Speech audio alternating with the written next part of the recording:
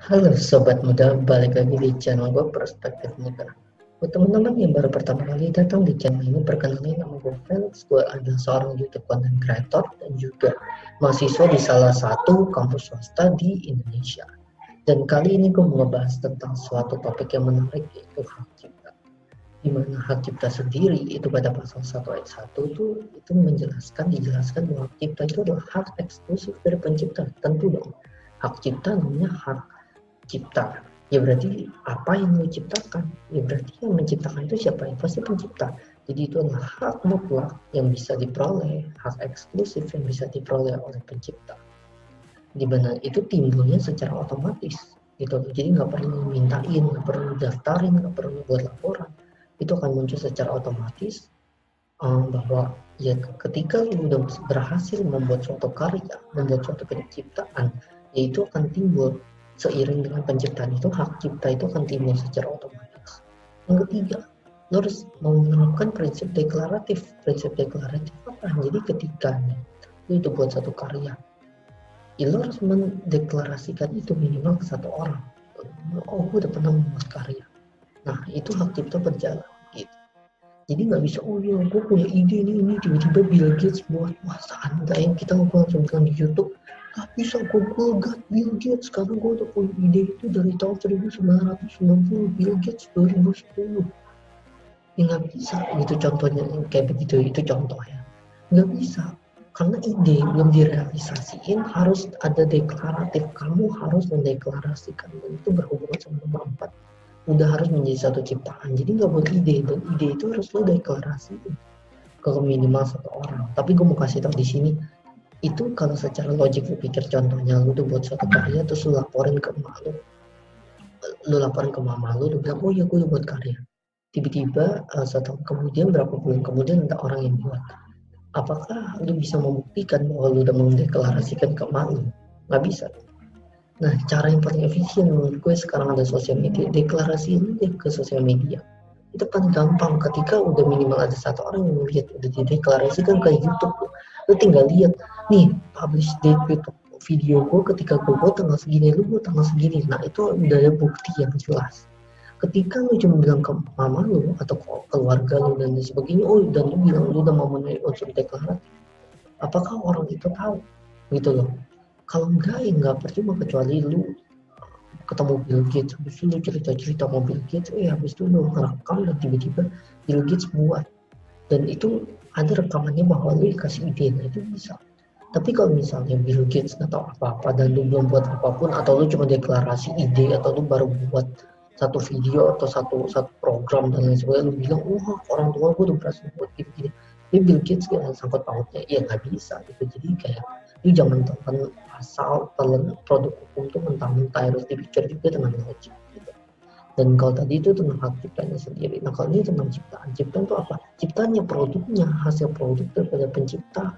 Dan si pencipta buat apa? Buat lagu, buat buku, buat film, buat novel, buat cerpen, buat apa, ya itu adalah ciptaannya. Video gitu, itu adalah hasil daripada proses penciptaan gitu.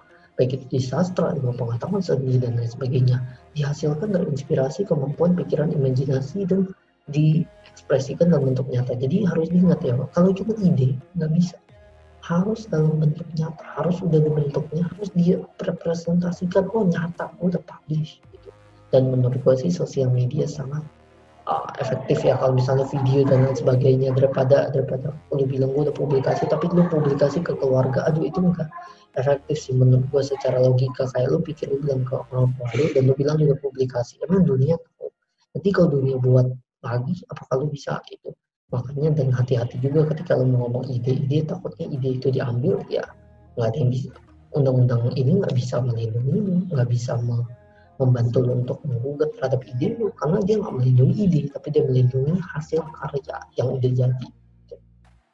Nah lalu yang gue mau bahas berikutnya itu tentang jangka waktu hak cipta. Di mana hak cipta sendiri itu dibagi, atau hak itu dibagi menjadi dua. Yang pertama hak moral, yang kedua hak ekonomi. Di mana hak moral itu berlaku untuk selama-lamanya. Contohnya misalnya kita lihat di lagu, oh Noah, kau udara bagiku, cipta Ariel. Ya udah, yang cipta itu Ariel, dan itu akan melekat selama-lamanya Ariel Noah penciptanya. Oh, yang main bass siapa? Ya itu kan selamanya itu namanya hak moral, hak yang tidak terkekang oleh waktu, selamanya melekat pada penciptanya.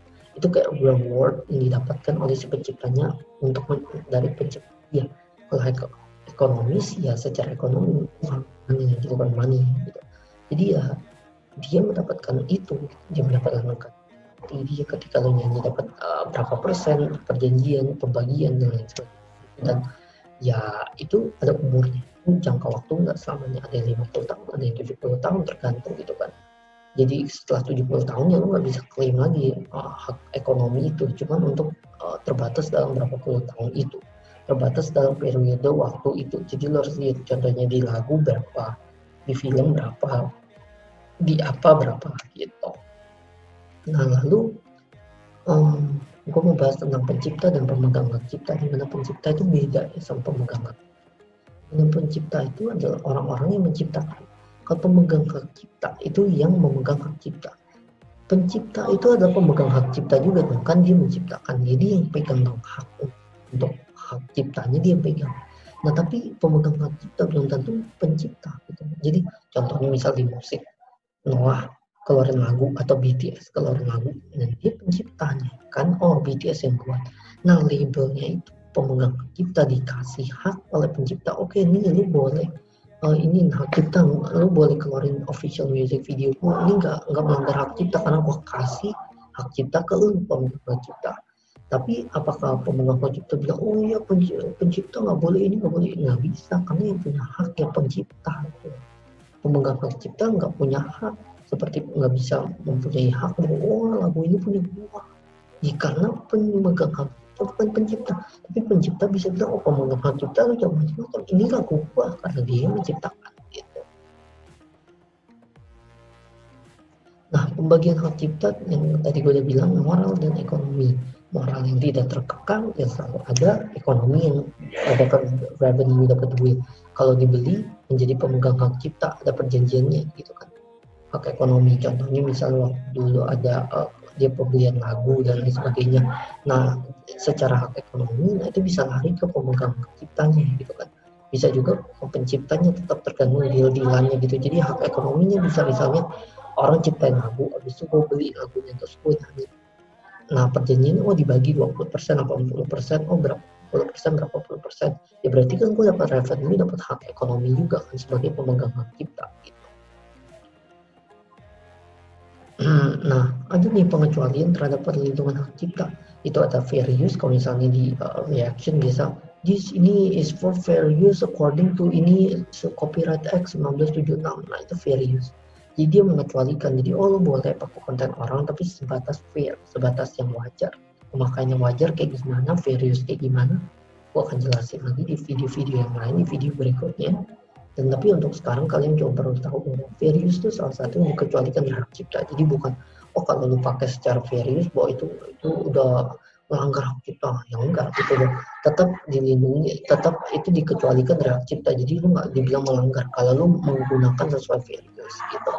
Atau yang kedua yaitu hasil karya yang tidak dilindungi oleh hak cipta. Ada karya-karya, jadi karya-karya yang nggak dilindungi oleh cipta, contohnya misalnya karya-karya yang dipakai atau dimanfaatkan oleh lingkungan, untuk kehidupan kemasyarakatan, contohnya misalnya mobil listrik, penemuan mobil listrik juga yang boleh produksi, yang boleh bikin mobil listrik gua, kenapa? Karena nanti orang lain itu hak cipta sama gua harus bayar royalti penciptaan mobil listrik, nggak bisa karena itu untuk kesejahteraan masyarakat.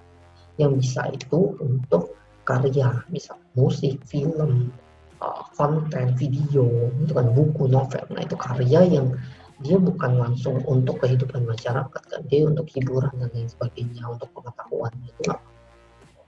Semua orang boleh menciptakan itu, tapi kalau misalnya untuk kayak untuk kayak yang kehidupan masyarakat nggak bisa. Dan gue mau menekankan bahwa fakta itu termasuk sesuatu yang tidak dilindungi hak cipta. Jadi maksudnya, contoh gue bahas hukum, orang bahas hukum, apakah gue kena hak cipta karena gue bahas hukum? Enggak, karena fakta itu sesuatu yang, karena hukum itu sesuatu fakta. Hukum itu kasus ini terjadi gini fakta. Terjadi tabrakan, fakta. Perjanjian syarat sahnya dengan fakta terjadi gitu. Atau gue bilang wah aku buat video tentang corona, habis itu orang semua yang ngebahas tentang corona, semuanya copyright sama gua. Nggak bisa, karena corona itu wabah virus corona itu fakta. Kecuali gue bilang gue buat film tentang Felix Pratamate, habis itu tiba-tiba ada yang buat juga. Ya itu copyright karena itu bukan fakta, itu fakta. Tapi itu kan tentang diri gue, bukan sesuatu yang udah pasti nyata apa gimana. Itu kan cerita yang gue buat. Cerita itu belum tentu benar, belum tentu fakta kan. Nah, jadi itu karya gua, hasil yang gua buat dan lu nggak boleh gitu membuat itu kecuali lu bisa buktiin bahwa itu ide lu dan gua dengar dari ide lu dan ya gitu. Tapi kan cerita gua, ngapain gua dengar dari ide lu, gitu aja logiknya gitu. Dan gua mau tambahin sedikit, gua udah tanya sama temen gua bahwa non copyrighted sounds, non copyrighted music video YouTube itu termasuk copyright. Dan dia bilang kalau non copyrighted sound itu dia nerima AdSense, dia nerima uang dari YouTube, nerima keuntungan dari YouTube, tapi dia nggak klaim untuk kalau lu pakai ya nggak apa-apa, lu pakai aja terserah lagu ini nggak apa-apa gitu. Tapi ya sebenarnya kalau dia mau klaim hak cipta juga bisa, tapi dia nggak akan klaim gitu.